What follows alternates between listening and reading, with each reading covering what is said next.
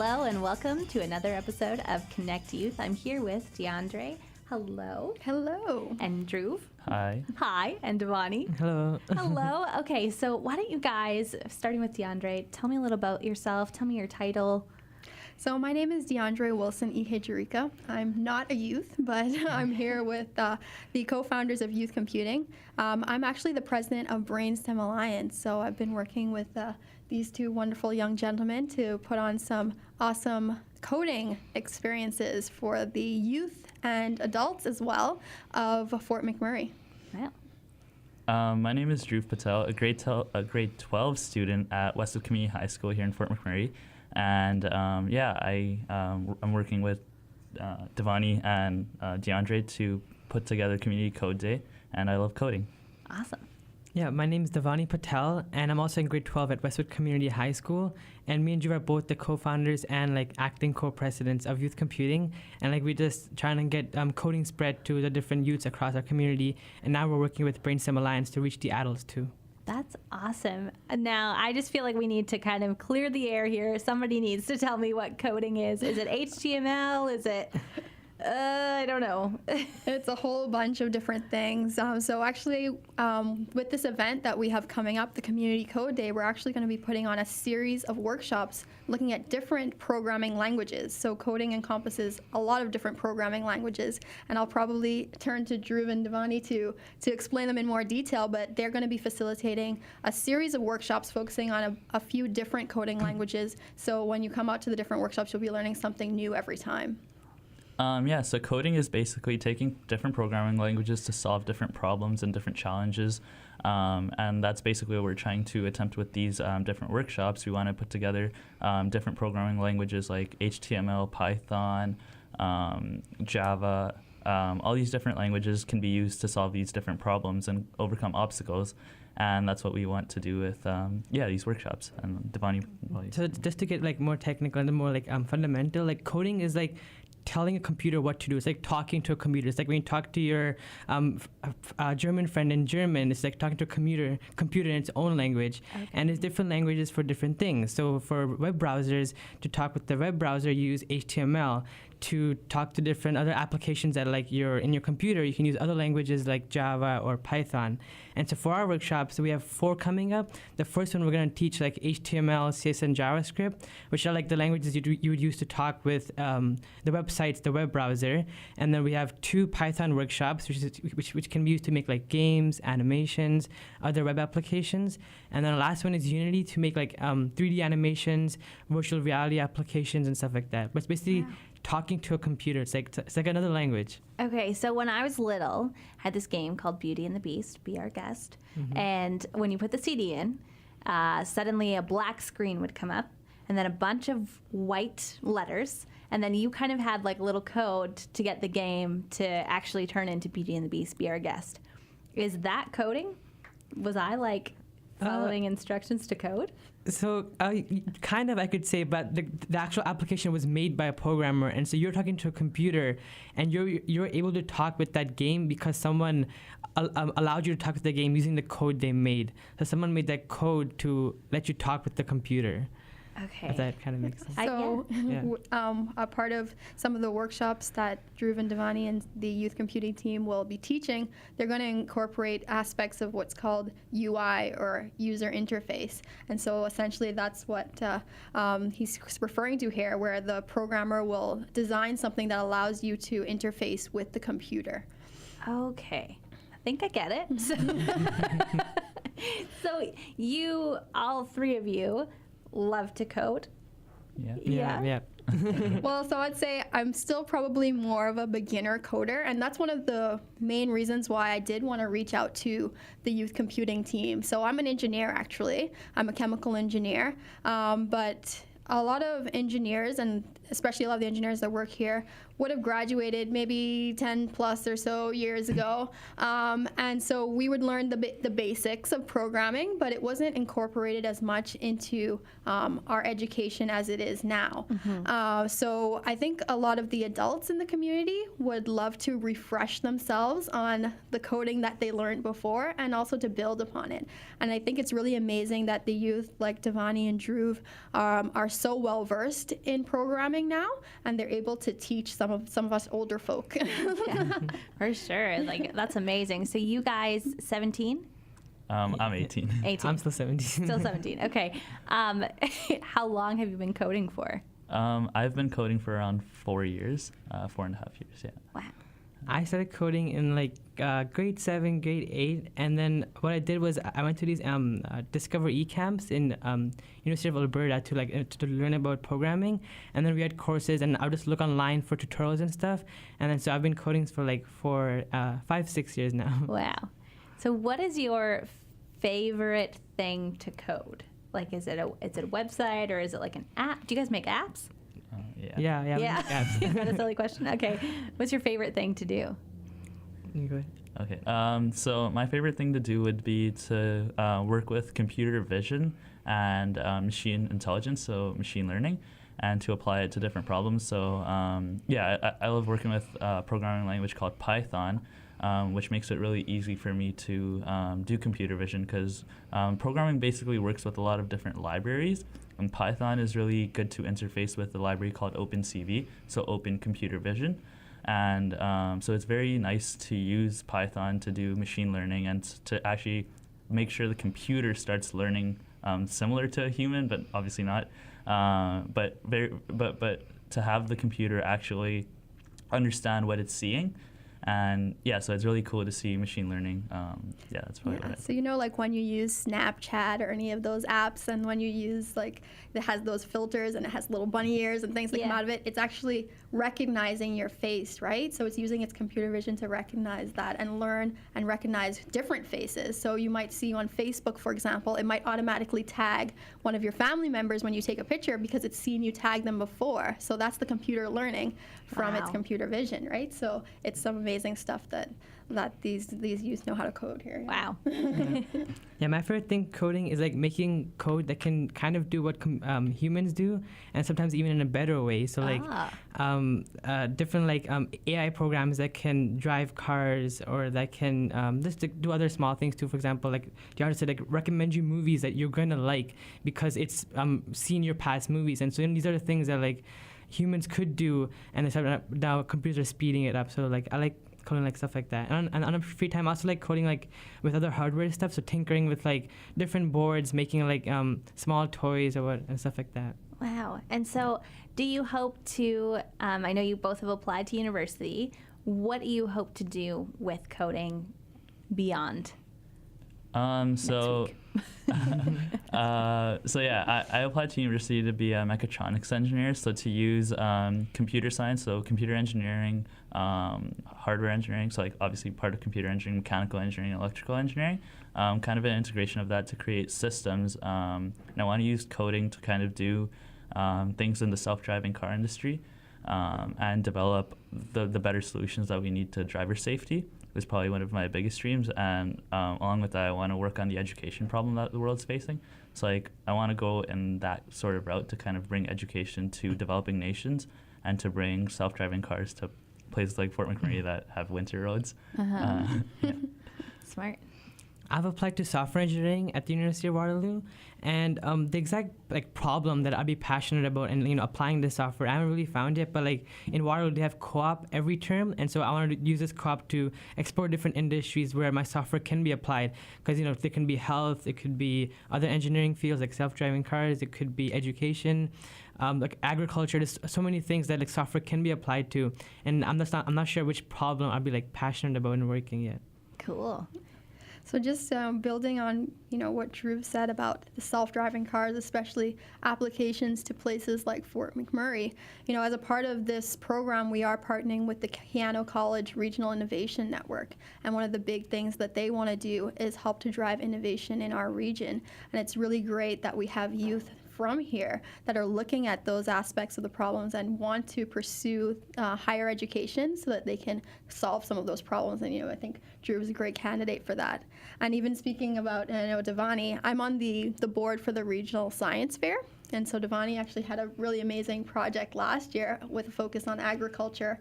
And so using some of that computer vision as well as robotics to recognize diseased agriculture. Wow. Yeah, so amazing applications for the work that this youth are doing. Yeah, it's amazing. For sure. We're going to come back and chat more with DeAndre, Drew, and Devani in just a few. This is Connect to Youth.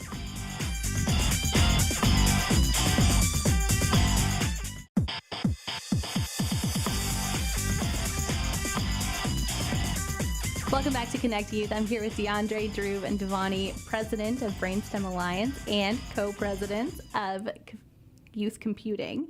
DeAndre, can you tell me, why did you start Brainstem Alliance and a little bit about it? Yeah, so Brainstem Alliance is a nonprofit kind of consulting and program development organization. So essentially what Brainstem Alliance does is we essentially partner with different organizations in the community to help facilitate and organize STEM outreach programming. So we've worked with a number of different organizations here in the region. We've partnered with Girls Inc. on their Operation Smart program, trying to get girls into engineering. We've partnered with the Boys and Girls Club. We've partnered with the library. So it's really just about using the resources that we already have here, but also trying to encourage the youth to pursue STEM. And the reason why I started it is I am an engineer. I'm a woman in engineering, which is not always the most represented part of engineering. And really just recognizing all of the amazing applications for science and technology and engineering in our world, especially as our world is changing. And just bringing that awareness to the community that, you can learn a little bit more about this. It shouldn't have to be intimidating. And it's something that you can use in all aspects of your life. Love it. So we started Youth Computing with a vision to promote computer science throughout our community, it became kind of like a joint vision between the team, and we decided that we wanted to promote computer science because when we were in middle school, we realized that we weren't provided. I mean, there were a lot of resources, but it was really hard to reach out and get those resources. And so we kind of wanted to be this bridge that connected the youth to the resources and to be able to learn computer science and pursue it into their high school and into their middle school years. And Devani can probably talk more about it. Yeah, so just to add on, one thing we saw was that computer science, you've probably heard now, is becoming almost every job is using it now, and it's a skill especially our generation is going to have to learn because it's going to be incorporated in our jobs. And in the most and with computer science, there's no specific years you have to learn this before learning the language. You can start as early as grade 5 or 6, and there weren't many teachers, many resources for these kids, as you've mentioned.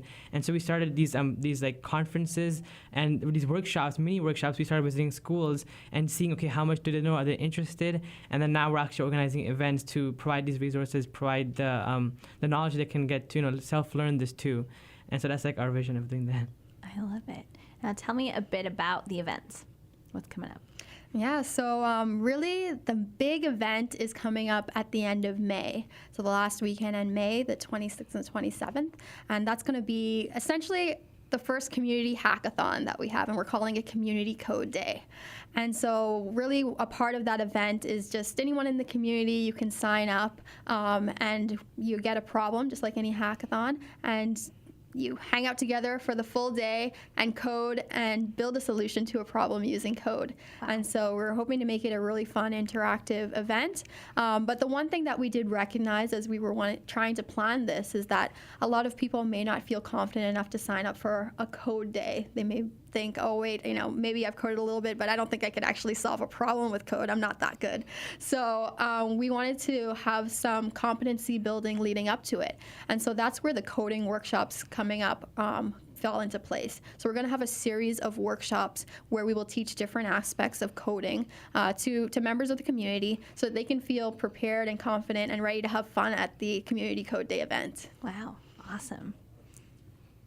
I guess I can add on and then the entire day, besides the actual the coding part of it, we're gonna have presentations going on. There'll be other events where you can there'll be food provided, so you can talk to other teammates. You can meet other people from the community who aren't there for coding but who are just presenting their own thing, what they're doing, and you can talk with.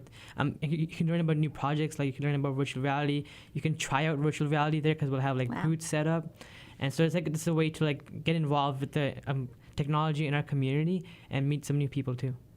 Awesome. Now, one of the things I'm wondering about, a problem, like a math problem that is really, really hard, or is it this person needs a bus route, that kind of problem? Yeah, exactly. So we're calling it Community Code Day for a reason, because we want people to solve problems within the community. So we're going to have a community-focused problem, and actually this year our theme is going to be around arts and culture. So we're going to have an arts and culture based problem. So you'll see some of the languages that Devani and Dhruv chosen are kind of a little bit focused around arts, like 3D modeling and virtual reality. So we'll build that competency in the workshops, and then on the day of the event we'll present the problem related to arts and culture in our community, and then we'll ask the coders to help solve that problem. Wow, that's awesome.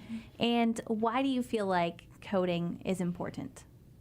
So yeah, as DeAndre and Devani mentioned, it is a community code day, and I feel like coding is important to mostly every community because most of the jobs actually need coding, and the reason for that is because computers are around us everywhere, obviously, and to be able to talk to a computer and to be able to decide what needs to be done within a community, basically you need to know how to code, and coding it basically integrates almost all aspects of the community to be when you need to solve a problem. So things like bus routes, as you mentioned, you need any apps that are needed to be able to solve this bus route problem need to know how to code. Let's say a website that's needed to be developed, you need to know how to code to do a website. Basically every sort of information that we have comes from a digital from a digital foundation. And that's why I believe that coding is important and Community Code Day is important. Awesome. And just to add on, I feel like coding can also bring the community together, because one thing with coding is this is in the coding world, there's this thing called open source and then GitHub stuff, where basically you can work on projects with different teams from different places. I can work from home, I can get feedback on my code from someone else without meeting them in person, and they can be, okay, you have an error over here. And so it might just break barriers of prejudice and allow people to come together on a common platform where they can work together for a specific problem. So I feel like it can bring a community together through software.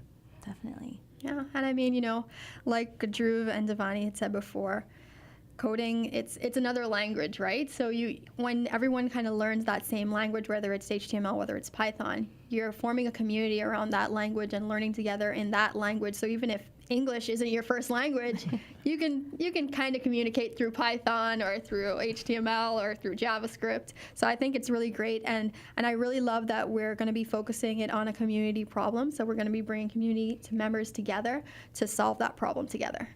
That's so fun. I love it. And the date again is? So it's going to be May 26th and 27th. So how we're looking to frame it is the 26th, the Saturday, is when all of the coding is going to happen. And then the 27th is going to be the teams get to show off what they coded. We'll have a little bit of an awards ceremony and some networking and just lots of fun. Great. And how do they get registered for it? Yeah, so we do have a website called communitycodeday.com, and if you go on the website, you can actually sign up for the workshops too, and you can sign up for the actual event on May 26th, 27th. There's also frequently asked questions there, so if you have any questions, you can look there, and if you're unsure, you can also email us. We do have an email and a phone number set up. Okay, great. So the address is communitycodeday.com. So if you go on there, you can get all of the information, like Devani said, for the workshops and for the code day. And I really want to say, as much as I'm excited for the code day, I'm actually really excited for the workshops, actually. Like I said before, I did learn some basic coding when I was in university, but I'm really excited to brush up on those skills. And the first one we have coming up on March 10th is going to be HTML, CSS, and JavaScript. So like Dhruv had mentioned before, before. That's really about communicating with, you know, the websites, web pages, making those sorts of things. And I think that's really great for our community. We have lots of entrepreneurs in our community who might want to brush up their websites. And I think it would be a really great workshop for that. I'm really excited to maybe brush up my Brainstem Alliance website after I learn a few tips from these youth here. So I think it's going to be a really good workshop. And then the other ones coming up, Python is a really great language. It's a good introductory language for anyone to learn. You know, some of the other people who we're working with, Saeed, he's one of the high school teachers here, really well-accomplished computer science teacher. And he teaches Python to youth as young as, I think he was doing workshops for what grade? 2 and 3. Yeah. Yeah. Wow. So I mean, don't be intimidated by it. You know, you can learn Python, and it has really amazing applications. You know, you can do some really powerful coding with it. So I'm really excited to learn more about Python too. And then of course, they mentioned the virtual reality. I mean, that's going to be epic. So we'll be doing some Unity and high fidelity things I had never heard of before I spoke with Dhruv and Devani. But I'm really, really excited about that. And I know they've reached out to some other community organizations to bring in some virtual reality gear. Maybe you want to chat a little bit more about that?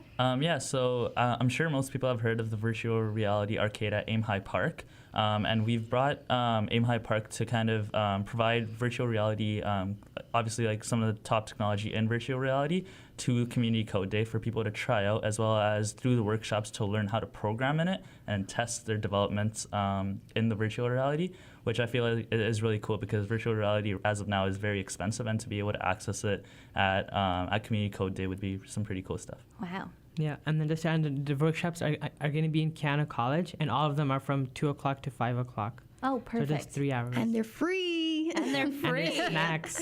And we'll have snacks. So for all of the coding workshops, they will be totally and completely free, snacks provided. So, you know, the youth computing team will be facilitating. Brainstem Alliance will be there supporting. We'll have the Keanu College Regional Innovation Network there supporting as well. So it's just going to be a great time to learn some coding, have fun, have some snacks. And then for the actual hackathon event itself, we're asking you can volunteer, or you can sign up individually or in pairs, and it's just a small $10 registration fee, but you're going to get tons of swag, and again, food is going to be provided. So, you know, I think that the $10 is pretty good for that too. So it's just going to be a lot of fun, really open and accessible to everyone. So we encourage everyone to check out communitycodeday.com to get some more information. For sure. We're going to come back and chat a little bit more about that in just a few on Connect Youth.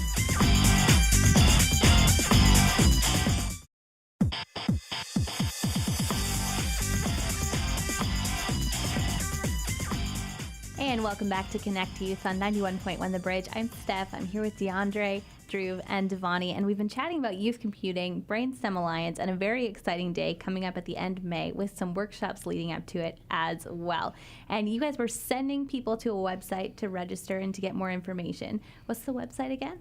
CommunityCodeDay.com. And then if they want to learn more about you guys, youthcomputing.com? Youthcomputing.ca. Yeah. .ca. Okay, and then your website? BrainstemAlliance.com. BrainstemAlliance.com. And you said you're excited about learning more HTML so you can update your website. Did you code your website? So no, my website's just a plain old WordPress website. So I'm pretty excited, like I said, to learn some tips from the youth computing team.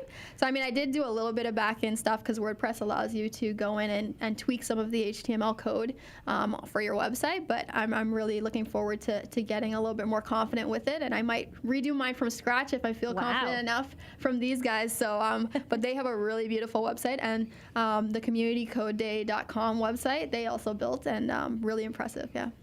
And what language did you have to use for that? Yeah, so for both of our websites, Community Code Day and Youth Computing, we use HTML, CSS, and JavaScript. And so I'll just like introduce like those, touch on them. So like HTML is kind of like the builder of the website, which like builds all the different elements, the buttons and stuff like that. CSS like adds all like the cool designs, the colors, and then JavaScript is like the wizard. It'll add the animations, the timers, and so we use those three for both of our websites. And it's just like a bunch of different files which work together to show it to the user. And so we're going to be teaching these in our first workshop. So it's pretty cool, exciting. So that's this coming Saturday is the first workshop for HTML, CSS, and JavaScript. Now, I remember JavaScript. I think I remember JavaScript. That's the one with the coffee cup and the wavy seam. Is that right? From 10 years ago, 15? so it does sound very similar to Java, and Java is like an actual programming language. They're both programming languages, but Java is a bit more complex. JavaScript is like a scripting language where you can use it just for websites and other small applications. So it is much easier than like the one you're talking about, which is Java. Yeah. I only remember it when my very old phone that was not a smartphone had internet. You'd accidentally push the button, then be like, oh, no, it's going to charge like, me. do you so want to much. upgrade this thing? And it'll have the little cup. Yeah, I know what you're talking about. See, okay. I'm not crazy. All right, give us the details one more time, guys. This coming weekend, March 10th, we've got a workshop for websites. What time? From 2 p.m. to 5 p.m. And it's at Keano as well? Keano as well. And what do they need to bring? They have to bring absolutely nothing. We are going to provide computers and a bunch of different papers if you want, for reference, if you miss something. And so you have to bring absolutely nothing. You can bring your own device if you want to get it set up. But other than that, we are providing everything for them. Perfect. And it's free, right? And it's free, yes. And then we've got 3 more workshops leading up to Coding Day. They're all free as well. Yes. And you can find all the information about them at communitycodeday.com. Perfect. And then big day, 2 days, May 26th and 27th. Yeah. Our Community Code Day Yep. hackathon. It sounds like it's going to be an awesome time and a huge educational experience, but a lot of fun built into that. It's going to be a ton of fun. Like I said, we're opening up to youth and to adults. I know I've had, on the Brainstem Alliance side, I've had a few adults message me like, can adults join too? I'm like, yes, adults can join. So it's for youth and it's for adults. So feel free to check out the website, communitycodeday.com. Sign up for the workshops, sign up for the hackathon. And like we said, if you're not comfortable signing up for the Community Code Day on your own, you can actually sign up in a pair. So you can come already in your preformed pair. And then what we'll do is we're going to pair up the pairs. So we'll be in teams of 4 on the day. And it's just, like I said, going to be a lot of fun. There'll be speakers. There'll be lunch provided. So it's just going to be a great day of learning and of community and solving problems together. Awesome. Well, guys, thanks so much for joining me today. Did you have anything else you'd like to add? No. No, just thanks for having us. Feel free to contact us through the website or through either of our pages, youthcomputing.ca or brainstemalliance.com, if you have any more questions or want any more information about our organizations. Perfect. Thank you again. This has been Connect Youth.